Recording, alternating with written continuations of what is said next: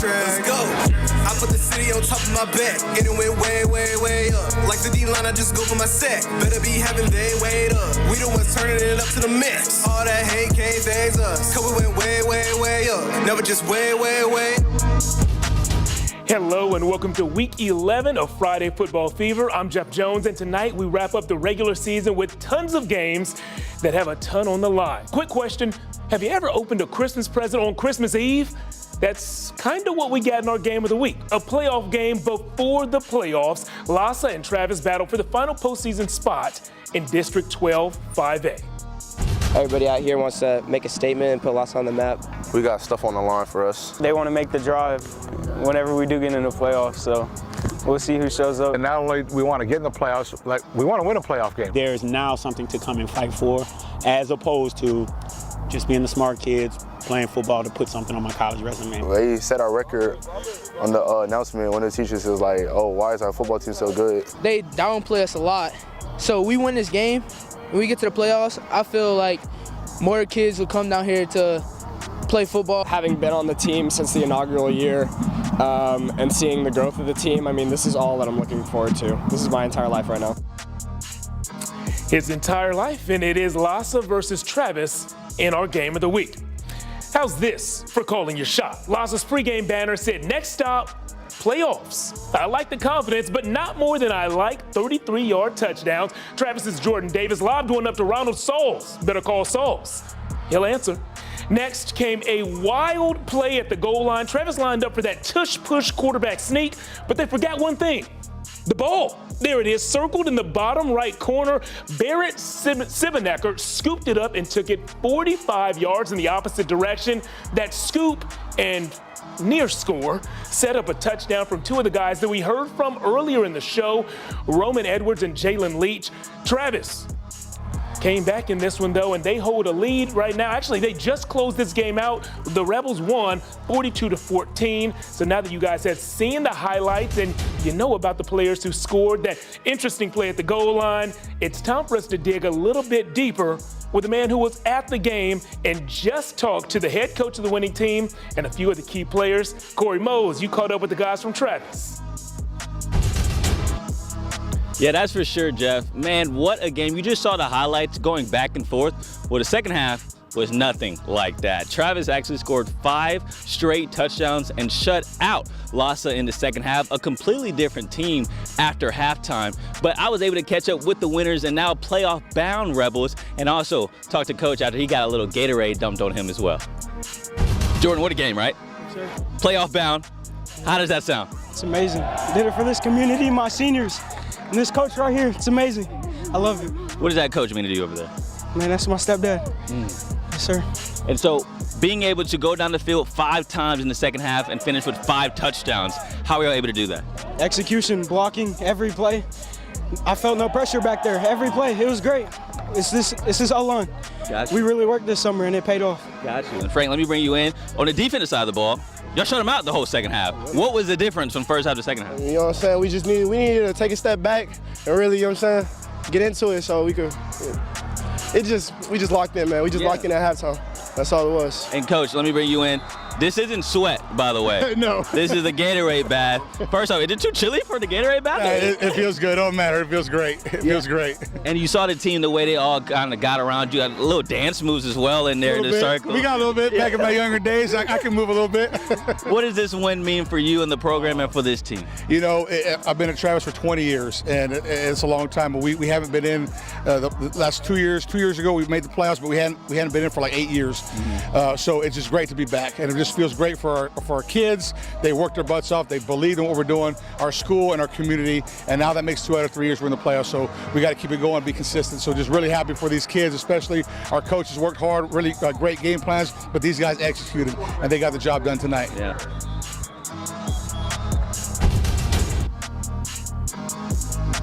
Now, no cap, y'all. I'm telling you right now, those dance moves that Coach had, sensational. All right, he got a little jiggy with it down low. So I see why the Rebels play for this guy, and I also see why they're playoff bound. Jeff? Maybe a little Dance with the Stars coaches edition in the offseason? The wheels are turning, Corey. The wheels are turning right now. Now, that would be a historic show, and we're doing something a little different here in tonight's show as well. Corey, you travel home safely while I bring in my friend Tyler Feldman. Guys, we have a postseason picture that is so cloudy, I had to bring in backup early to clear this up. Tyler, tell us what's going on in that district, man. Jeff, A-Block, great to be here with you this early. It's been a logjam in the middle of District 25-6A all season long, which means there was meaningful football to be played this final week of the regular season. Round Rock, McNeil, Westwood, Vista Ridge, all four of those teams still fighting for just 3 playoff spots. 4 teams, 3 spots. I see the problem. So, guys, I spent the majority of Wednesday afternoon going through different tiebreakers and ways that this district could finish. And what we found were there were 2 games that held a lot more importance than the others on the schedule. And they happen to be the 2 games that you went to this evening. Tell us how they went. How about that, Jeff? Let's kick things off at the Palace. McNeil battling Cedar Ridge.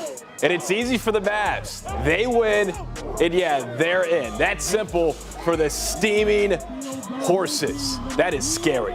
And hey, those steaming horses waste little time getting on the board first. Josh Gaden galloping in from 6 yards out. That gives McNeil an early 7-0 lead as the Mavs clinch a spot in the playoffs for the first time in 19 years. Wow. Congrats, guys. Yeah, they post their 3rd shutout victory of the season, 31-0 over Cedar Ridge. So the Mavs are in. What about over at Dragon Stadium, where the Dragons of Round Rock were looking to get out of those buckets and beat the Rangers of Vista Ridge? Rangers jump out to an early 14-0 lead, but back bounce Cody Moore's Dragons. Late first half, Mason Cochran over the middle. And what a sensational one-handed grab, Hayden Naft. Wow, what a catch. That keeps the drive moving and later sets up this short touchdown run from the Moose. Moose Garlington right before halftime. Dragons tied up at 14, but it's Vista Ridge who comes away with the win and a playoff spot, 21-20. The narrowest of margins there. All right, to the scoreboard for the first time tonight. And here's the final piece of that 25-6A puzzle. What would happen in the Westwood-Vandergrift game? Well, now we know. Vandergrift finished an undefeated regular season, beating Westwood 38-7. That combination of the 2 games Tyler just told us about and the one on the top of your screen right now means that Vandergrift, Round Rock, McNeil, and Vista Ridge make the playoffs. And Westwood, sadly, the Warriors had a great regular season, but that's where it ends, in the regular season. Stony Point and Manor are also on the outside looking in. The Tigers win the season finale 19-16. More scores coming your way. San Marcos, the Rattlers could not finish their regular season with a win. They fall against San Antonio East Central 45-21. And Glenn also falls to an out-of-town team. A&M Consolidated, one of the stronger teams in that district, ends their regular season with a win over Glenn. They win 38-20. Back to the highlights. Connolly hope to prove they are head and shoulders above their rivals from Pflugerville. Opening kick, Connolly's Lawrence Doe takes it back for 6. Now, Lawrence is also a soccer star, so we could say this is a goal.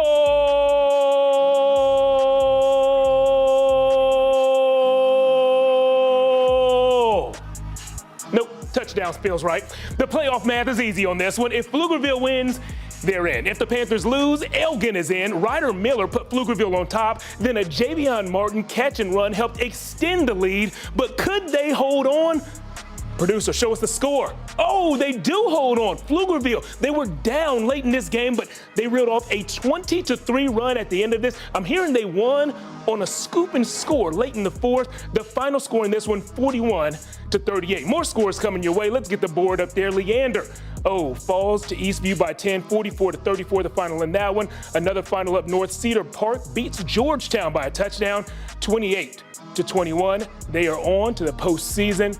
College Station gets a win over Hendrickson, 42-14. And Hayes and Lehman down south, the rivalry game there. Hayes walks away with a 33-14 win. Guys, we have updated you on 12 games so far, and we have so much more left to show you. Scores, highlights, our Band of the Week, and our Play of the Week nominees are all coming up next.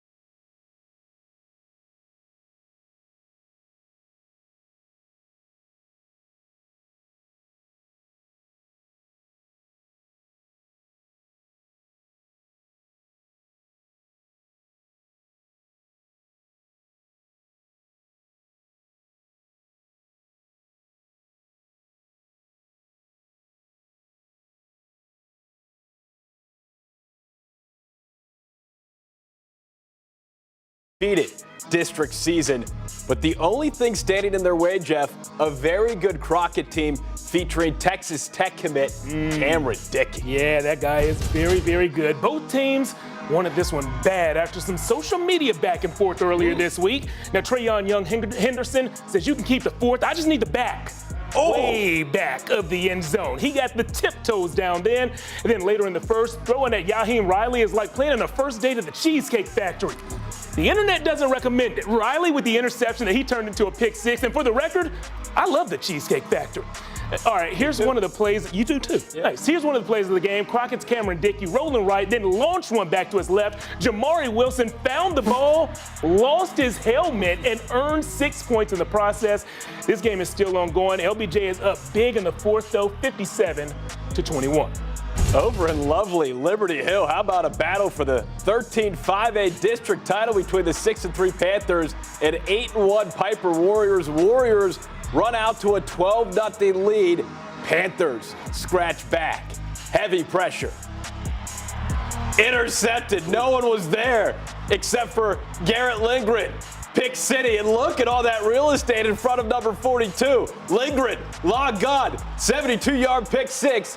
That big-time play tied things up at 12 right before the half, but it's San Antonio Piper who earns the district crown this year, 33-23 over Liberty Hill. Scores coming your way right now. Marble Falls ends the regular season with a loss. San Antonio Davenport beat them 28-7. And it's Bernie over Fredericksburg. Pretty big there, 47-7, the final out west. More scores coming your way. Cuero beats LaGrange 49-17. And Gonzales over Giddings. The Buffalo, they fought hard, took them to overtime, but they fall 44-38.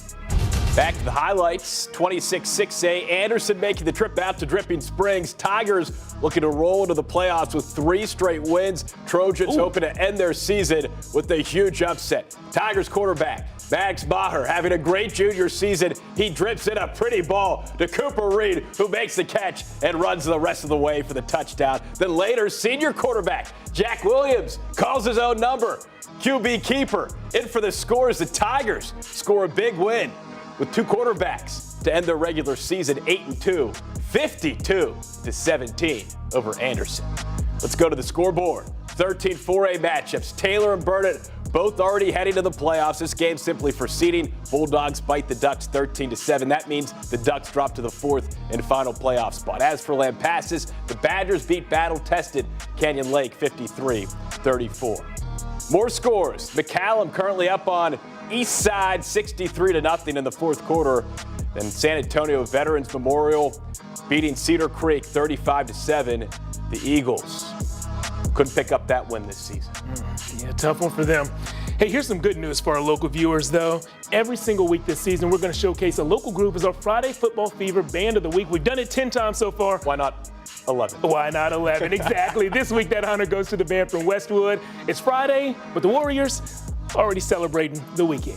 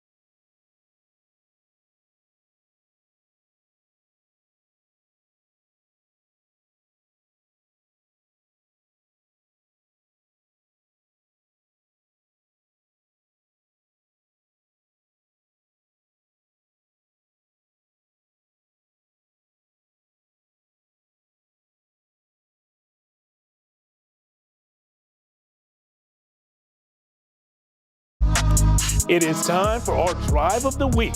Kerrville-Tivy made the 2-hour drive to play Lockhart, and tonight was win or go home. It was a battle for 4th place in that district, and that, of course, comes along with the final playoff spot. Yeah, Jeff, gotta love this time of the year. Early November, playoff spots on the line. A win would send the Lions roaring back into the playoffs in consecutive seasons for the first time since 2014. 2015, yeah. Gotta love it. Lions won 8 games last year. They've got just 3 wins this year, but yeah, they still have a shot to make the postseason. Early on, Antlers driving. Aiden Varwig veering left and right, then finding the end zone for the touchdown. Lions, ferocious. They come on back. Nathan Rowland rolling on in for the score. Number 3, giving the Lions 6.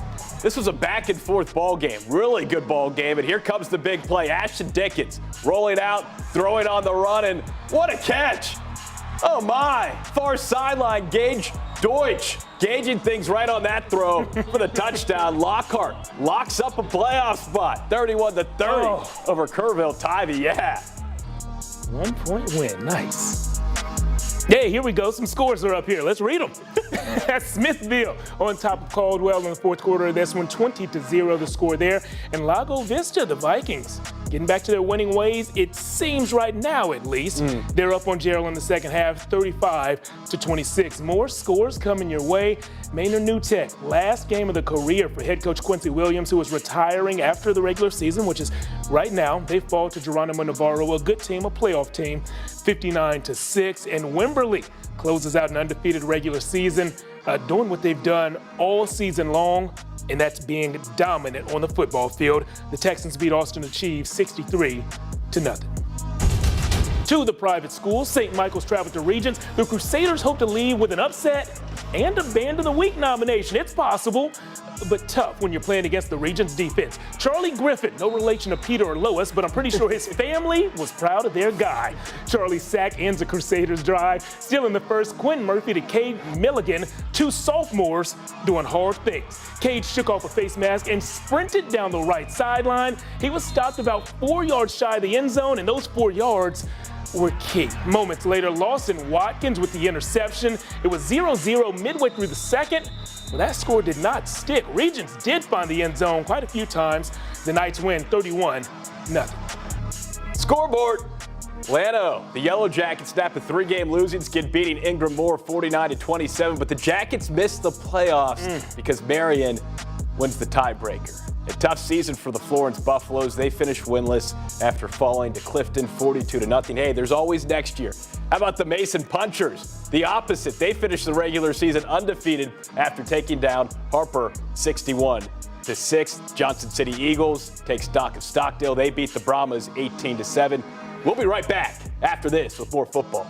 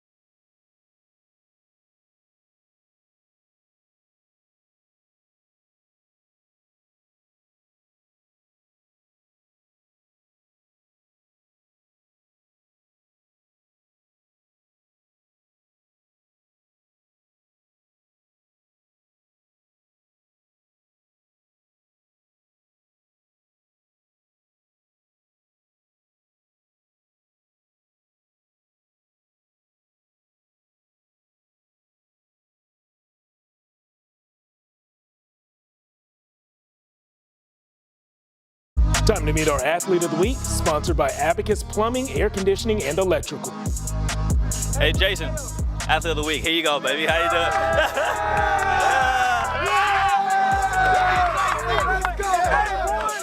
doing? 2 interceptions for yourself. Y'all were able to pick off the #1 passer in the state 4 times today. How'd y'all do that? It was just a great team meeting. Great team practice all week. We stayed focused, we stayed locked in, and we just got the job done today. And throughout the game today, I love y'all's swagger on defense. Y'all like to shake the finger. I love that. Does that kind of give y'all motivated, some type of energy on the defense? Yes, sir. It gets us hype. We love it. Anything we can get to get us hype, we need it so we can go out and ball. And lastly, bro, with this win, y'all going to go against Cedar Hill next week. Man, how deep can this team go? We can go as far as we want to go. It's all on us. We just got to lock in, focus, and just play our game. That's really all we got to do, but yes, sir. All right, well, congratulations. Keep balling out this year, and good luck in the playoffs. Yes, sir. Thank you. No problem. Yeah, one more time for this. Yes, sir. You lit, boy. Hey, let me see that. You lit, boy. Let me see that. Where's Jake at? Yes, sir. Get him played. Hold it up.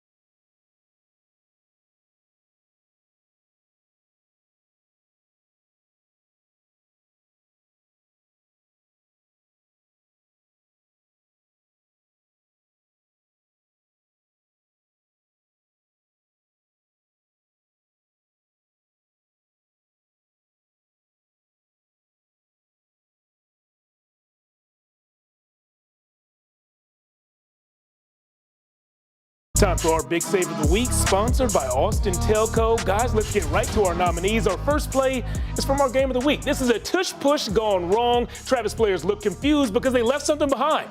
The ball. Lasse's Barrett Schneeberger said one man's trash is another man's treasure. The scoop and near score allowed Lasse to pull off a 14-point swing. Barrett, with a play so good I can hardly bear it. Jeff, over at Dragon Stadium, I saw a catch so good, I just want to see it again and again and again. Hayden Nat twisting and turning and needing just one hand to make the grab on the pass from Mason Cochran. Talk about a highlight reel grab. Hayden Nat, that's how you do it. Well done. I see your first down catch, and I raise you one. Here's something that looks equal parts amazing and painful. Crockett's Jamari Wilson catches a deep pass thrown across the field. Jamari's helmet popped off, but the ball never wobbled. Bonus points on that long touchdown catch.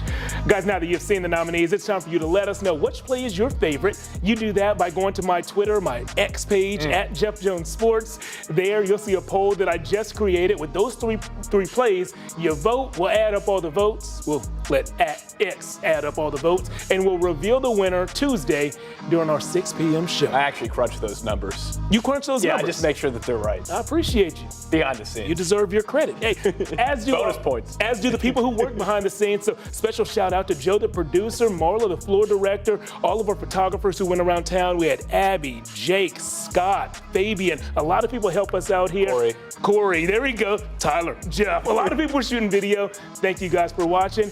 We appreciate you. We'll see you next week for our final Friday Football Fever of the season.